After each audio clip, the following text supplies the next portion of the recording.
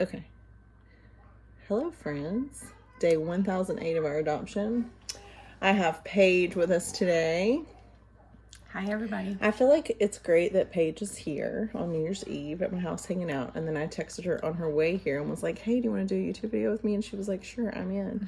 Because Paige is in on any impulsive project of Goodwill. So Paige, tell the people about you. Three things about you. My name is Paige. Do you want 3 interesting things about me, or do you want just 3 facts about me? When did you think that, like, okay, that's when Rachel and I's friendship began? Or like, not We've like been friends deep, for a while. but like, when was that moment where you're like, I could totally be friends with her, but I'm not yet, but I totally could? Because I remember when it was for me. Oh, But- I know when it was for you too, because we played softball together. But that's kind of when our friendship started, is when we played softball together. That's true. And then I was like, you guys are kind of like us. Like, we're kind of similar. And then I say when, like, our, like, closeness started was when we were packing you up.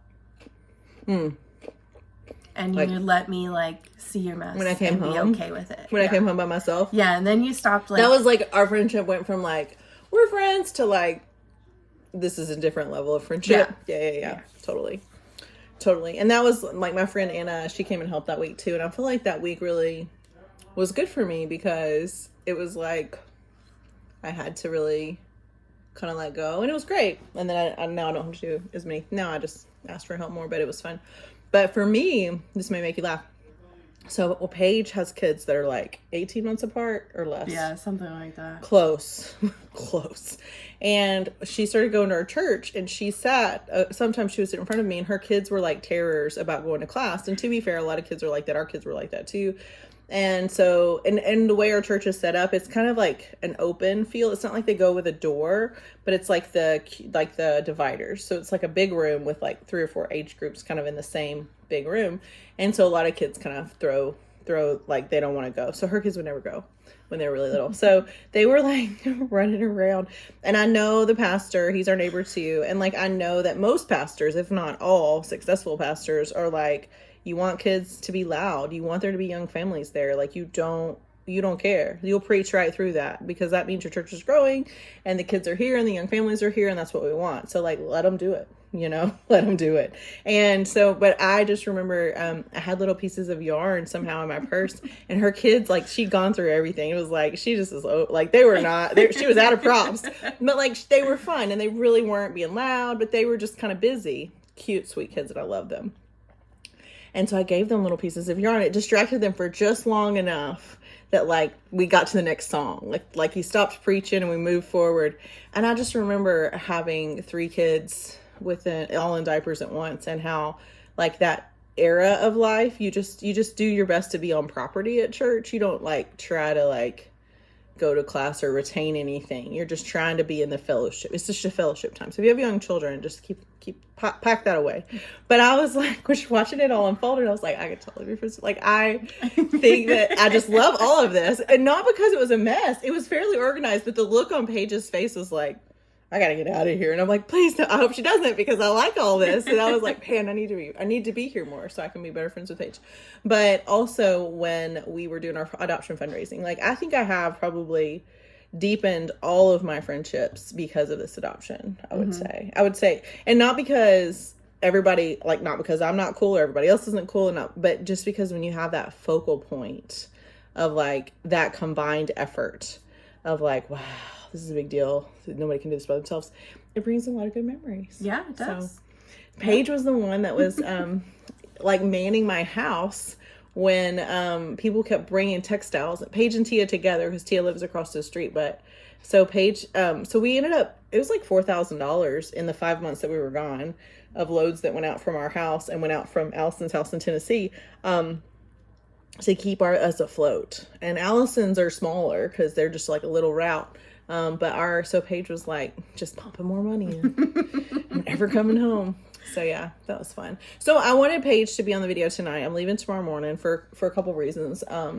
But I think it's interesting to have like the friend perspective, because we all have these friends all of us adoptive families, and like the matched families and the unmatched families, like I'm really talking to you because I feel like you guys are the ones that really watch these videos anyway. But if you're not one of those people, some of you guys are just the 15 people that watch. I know you're like my friends and family members, and some of you guys get it. But the matched families and the unmatched families that are just waiting to be matched, we're in a just a dark place. And all of us have had to up our ante on our fundraising. All of us have had to go back to the same wells and dig new wells to try to figure out how to support these kids, how to pay their pre-adoptive care every month. We've been doing it.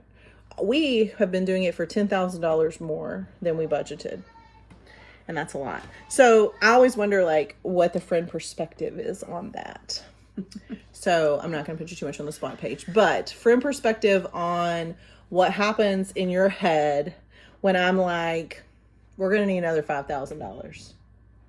My first thing is always I have 2 kids. I have a part-time job. So I may not be able to help you financially, but I'm going to be there I'm going to do more so that way I can support you more. So my always thing is okay, how can I help you? How can I be a support? How can I help in other ways besides financially? Because I know at the end, financially is what you guys need. Money, but you also need people who are your village, people who are going to help when you bring your kids home and everything's new and everything's overwhelming, and you're going to need those people who are already rooted in your family. It's true. To be there and help, just be a person to talk to, be another person outside of Rachel and Jeremy that know these kids that are coming, but just be another nice person that they can lean on and count on. But whenever you say you need more money, I'm like, okay, well, let's figure out some fundraising what can things. We do? And I think that fundraising, I think that what do I think that God thinks about the cost of adoption? I think he maybe smirks at it, or maybe just thinks it's awful, and thinks that it's ridiculous. And it is ridiculous how many fees upon tops of fees, on more red tape, more processes. And it is layers upon layers upon layers of people that may or may not have good intentions. I think it starts with good intentions, but it's a ransom for these kids' life. And each one of them. And that's the thing that gets me the most. But what do I think that God does with us as the humanity that's created this deficit of cost? I think he turns it into the village. I think that the village would show up without that. But I think that the cost, the weight, the bureaucracy, the systems in place that are failing us and our completely fallen world to begin with, I think that the fundraising silver lining, if you will, is like Paige and I would not be as good friends as we are now. Paige is the children's minister at our church. She does a fantastic job at that. I mean, she's passionate about kids regardless of my adoption. But the things that Paige has helped me do and the big projects that we have done over the last, 3 years of trying to get these kids home, we've fundraised $85,000 so far. And in the last 6 days, we've seen 3,416 come in. We had another 1,000 today. So, but I can't do that without somebody like Paige helping me, because as the adoptive parent, so let me ask you this. Have you ever, as the person on the end, so here's a good reason why Paige can do this. Yesterday, as a side note, and this is how I know, Paige will tell you the truth. She'll tell me the truth. She'll say it with a smile. She'll say it with love. But I was bragging on her to my dear friend Devin, because Devin and I are very close, hold my hand while I'm giving birth close, and give it to me straight, with love. But we were trying to repack my 132 pounds of goodwill that we're trying to get over there. And I'm ready to just pay the fees and take another suitcase. And Jeremy was like, no. So I was like, Paige, that's not going to work. That's not going to work. She was like, I hear you, but my gut is telling me something else. So I'm gonna, and I was like, oh, you know what? I'm going to take that. I'm going to receive it well, because I really don't care. She could completely take over as long as it's done. It's a relief from me that she does that. But to be the kind of friend that can come into someone else's, even when we were I tried to rent our house last summer so we could stay in Liberia longer. We almost did it. But to do it, we would have had to really, but we got it ready. We got a house ready to rent. It was a last ditch effort. And Paige was here to help me do this. And she's like, do you have a plan? And I'm like, nope. And she's like, okay, then I'm going to make one and I'm going to work it and you're going to work with me. And just to have those people that when these adoption roads get dark, that just keep pulling you forward. It's a big deal. So one thing I would like to know. So, and this is how I know Paige will tell you the truth if I ask you these questions. Has there ever been a point in our adoption process, beginning or end, that you've been like, this is a scam, they're getting catfished, this is ridiculous, I don't want to help anymore? No. Has there, thanks. Have there ever been a point where you're like, I don't think that this is a good idea. I don't think that these kids need to come home, but out of duty, I'm going to keep showing up because like maybe the Bible says that, but I'm not all in. Like, has there ever been a point where you're like, I hope she doesn't ask me for help anymore? Absolutely not. Never. No. Yeah. Because if it goes a little bit and you haven't asked me for help, then I push myself in yes, and be yes. like, what do you need? Exactly. What are you struggling You're with? getting on a How am I plane helping soon. you? Yeah, no, and Paige totally knew that I was probably drowning a little bit because she's watched me try to leave before.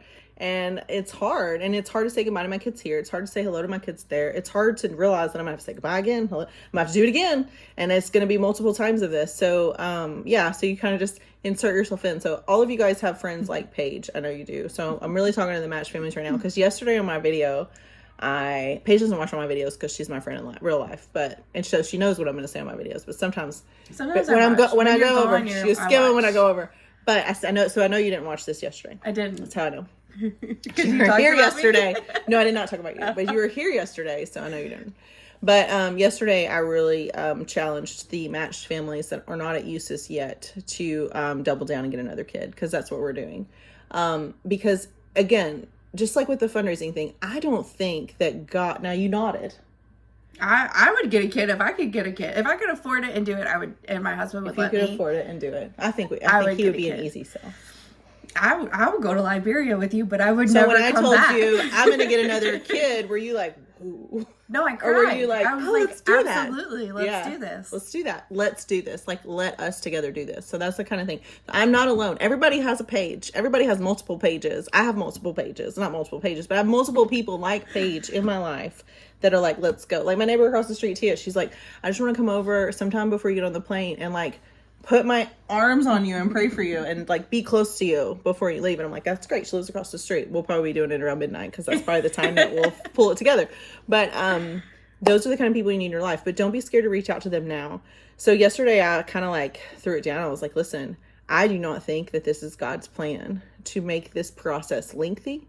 I do not think that this is God's plan to separate children, first of all, from their family of origin. I don't think that God hoped for that. I think that we live in a fallen world with failing things and failing people and failing systems. And that's what it is. And I don't think that God in his grand design was like, I am going to make sure that Rachel is signed up for Liberia and on the cusp of completing it. And then I'm going to shut it down. I don't think that I could obviously be wrong. But of the things that I've studied about the nature of God and the things that God has done for me personally in my life and the things I've seen him do, experiences I've had because of God, that is not in line with the God that I serve at all. I just don't think it is. Now, do I think that God can see a big humanity mess like the bureaucracy and the fundraising and all of that and say, well, here's your silver lining. I'm going to build your support system. I'm going to build your village. I'm going to make this meaningful. I'm going to use this to show people that I love you with everything. And I'm going to teach you to love them with everything and chase it relentlessly, no matter what. Yes. So do I think that God is looking at this weight and looking at these evil things, evil attacks on our families, our marriages, the children in the orphanage, the caregivers there, rumors that aren't true, things that are crazy that aren't happening, like whether or not this is a scam, all of these things happening. Do I think that God is looking on that and being like, oh, wow, my plan's working out? No. But do I think that God will look at me and say, I grieve with you. Remember that little boy? Are you sure? Like, maybe we could just do that while we wait. I think that that's 100% in line with the God that I serve. And I wanted to add that little boy when we were still in Liberia. But Jeremy had his hesitancies and had his caution, not about the kids. Just like Paige said, it's not about parenting these kids. It's about all of the broken things that stand between us and them in life. So if you are a matched family and I called you out on the carpet yesterday on a video and you watched it and you were like, crap, She knows that because I said, I know that you can. Because if you didn't have the strength to add one more to the docket of what you have right now, you wouldn't still be here. If you're not tough enough for one more kid, you would have bowed out. Same thing with the unmatched. If you're an unmatched family, you have never met your kids, and you're licensed for one, update your home study, be licensed for two. You don't have to get two if you don't want to, but prepare in the wait that we've had. Give yourself the room to have that other blessing of that other kid, because not that God set us up for this weight or this torment or this paralyzing situation, but that God is looking at it thinking, how do we make it a little bit better? So if you're an unmatched family or you're a matched family that wants to add another kid, I think that you should consider it. I think it would be great. And I don't think that you will regret it. Even if you choose to not do the match, it doesn't cost you anything at all it doesn't cost you anything at all to change your home study to 3 instead of 2, or 4 instead of, there's nobody getting 3 that I know of. 3 instead of 2, or 2 instead of 1. You can literally just tell your home study agency you want to consider 2. You can talk to Small World and be like, hey, I want to consider another one, and they'll talk to you about it. There are children there that are unmatched that I'm going to visit that need someone to stand in that gap for them. And if you're not going to adopt and you aren't, you don't know what's going to happen, but you just want to sponsor one of those kids, no one is paying their pre-adoptive care right now. So there are, how many kids? There are, did I tell you yesterday? 30. There's 33 kids there. 33. Unmatched. 1, 2, 3, 4, 5, 6, 7, 8, 9, 10, 11, 12, 13, 14, 15, 16, 17, 18 unmatched kids. 5 sibling groups. Wow. Nobody's paying their pre-adoptive care. The design is for them to be there for 12 to 15 months max. They're there for about 6 months. They kind of get their bearings, get healthy, birth parents, everything's been done, paperwork's filed, everybody knows this is still the plan, looks pretty stable, like this is going to work, this is where they need to be. Investigations are done. Then they get matched with a family, and in 6 to 10 months, they're usually home in the U.S. So, how many extra months have I had? A lot. 24 months. 24 extra months so far. So, if you are one of those people that are like, and even if you don't have $250 a month to pay their pre-adoptive care, I'm not necessarily asking for that. Somebody needs to know what their favorite color is, more than just me. Somebody needs to know what their shoe size is. Somebody needs to know what clothes they wear. Somebody needs to know what they want to be when they grow up. And somebody needs to tell them that matters. So whether you want to be somebody that sponsors them in the gap, or you want to be somebody that throws all in and takes a big gulp, feels a little nauseous, and says, let's just get another one. I'll be honest with you. I have met a lot of challenging kids in my life. I teach women lessons. I have met a lot of handful kids. I've met a lot of kids that are special needs, that need a lot. I was a foster parent. There are kids that need a small family setting. There just are. But those children are not those kids. There is one kid there that has like a medical thing that I think needs to be fixed, but it has nothing to do with cognitive development or emotional development, or it's a physical thing that needs to be fixed. But there's 2 actually. That's a physical thing that needs to be fixed. That Western medicine would fix in a week, maybe a month. And then it would be done.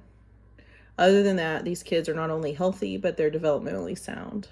They are on track for things. They're bonded to each other. They function in a large group. They function great in not a large group. They are the most amazing, resilient kids, but every single day they wake up with uncertainty. So part of the reason that I'm going is to visit my kids. I want to visit them. But the thing that I think about most when I'm going to visit my kids is the unmatched. Because the older they get, the scarier they become. So if you think about an 8-year-old African boy who you've never met coming to live at your house next week, what is your first thought? I don't know. It's a little scary, right? Yeah. Like, it's a little scary.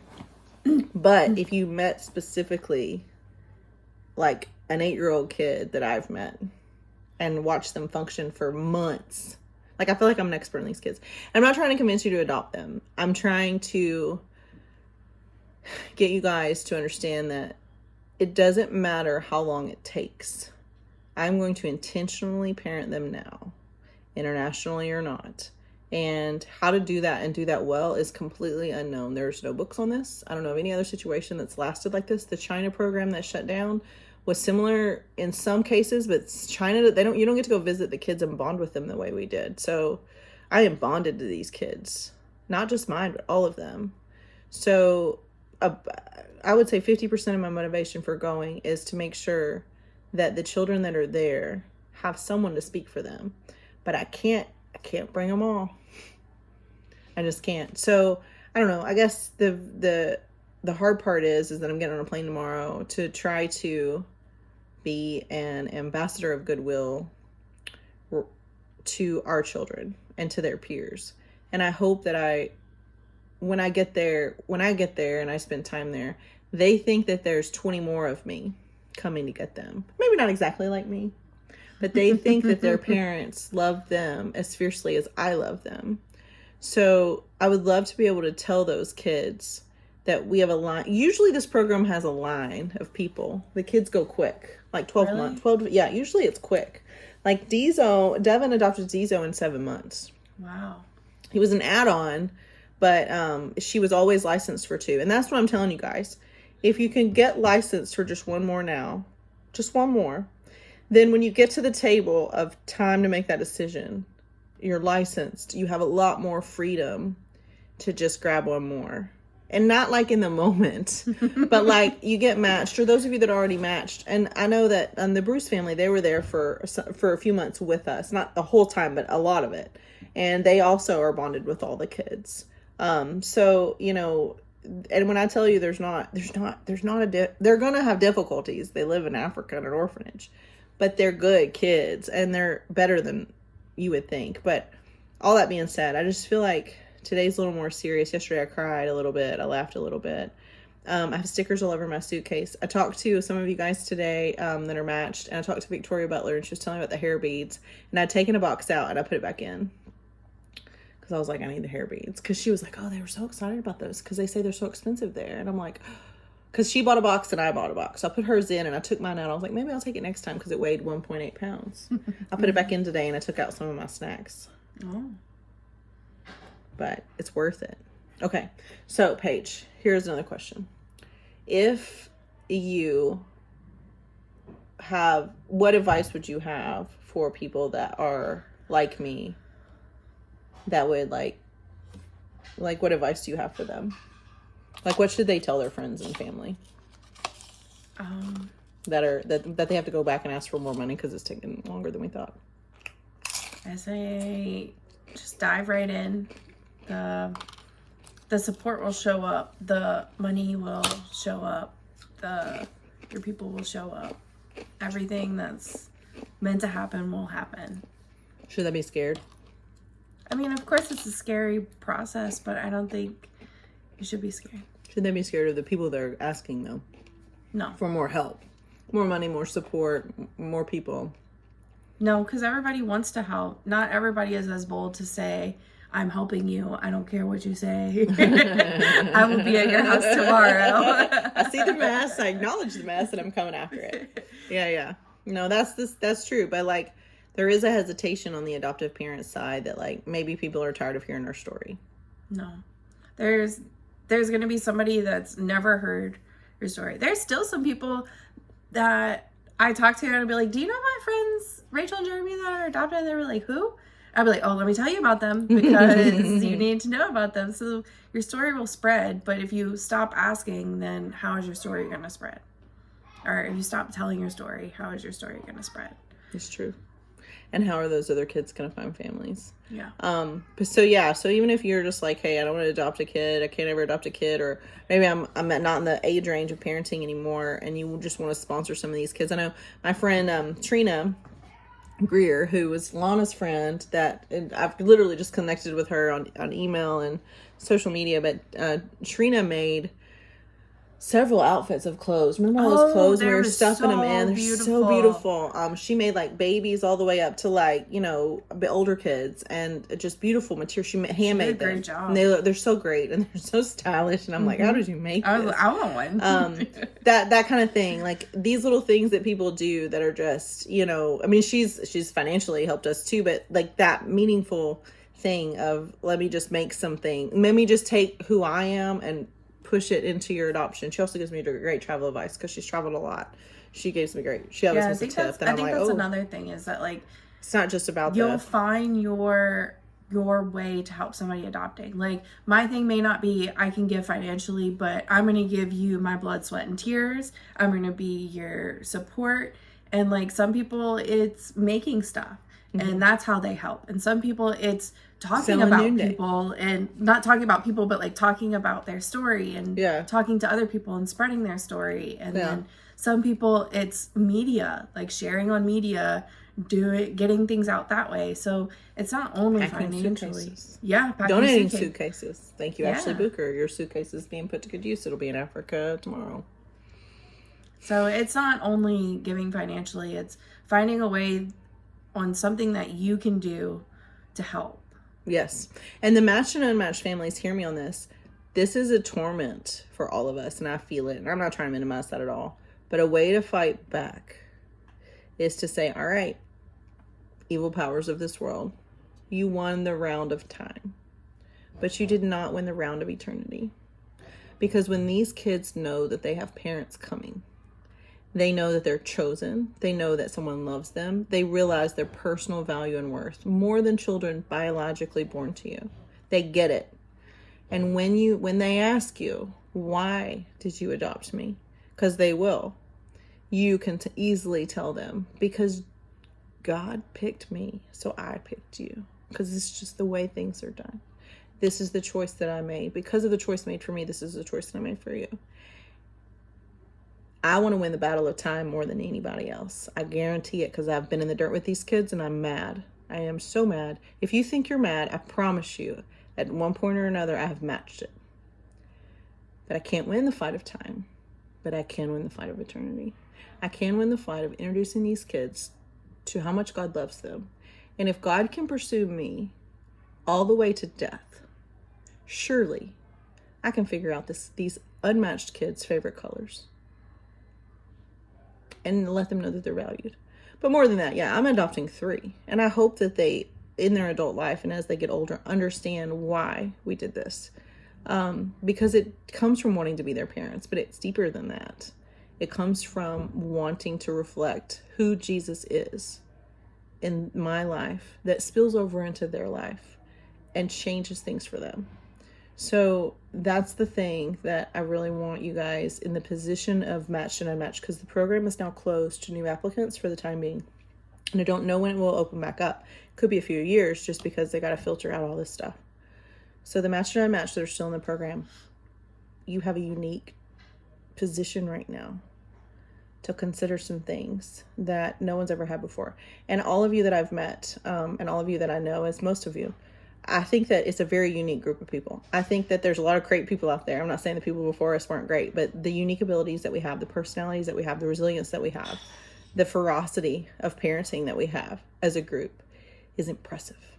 And I think that the vulnerability of this time thing was always there. And the fact that God assembled us together as a team, I think there's work to be done here. And I love getting to know you guys better. And I love all of the stuff that we've done. And all the stuff we'll continue to do, and all the creative ways we'll intentionally parent these kids. But I just want you to know that you're in this golden spot to change these kids' lives forever. So we can be mad, but while we're being mad, we're going to figure out a way to love them more, where they can see it tangibly. So, does that make sense? Mm-hmm. Okay. So you're excited we're getting a boy? I'm so excited. You don't think it's too much? Nope. No? You don't think we're crazy? Nope. Okay. You don't think we're hoarding children? Nope. Not at all. Okay. I can't wait till he comes. And him. Oh, and I opened up a noonday show for him today. And I'll put the link in the description. If you guys want to shop noonday into the new year, we can put it towards his adoption. We now need, it's 11,000. I'm sorry. Today we needed 10,000 something. and now we're down to 9,000 something. So that's pretty good. That's awesome. That's a lot of money. And yeah. so It's fantastic. Bye, friends. Anything else you want to say? No, I'm here to support anybody that I can, however I can. If you need a page and you don't have a page. If you need a page and you don't have a page, Paige will be your page. Yeah. Bye, friends.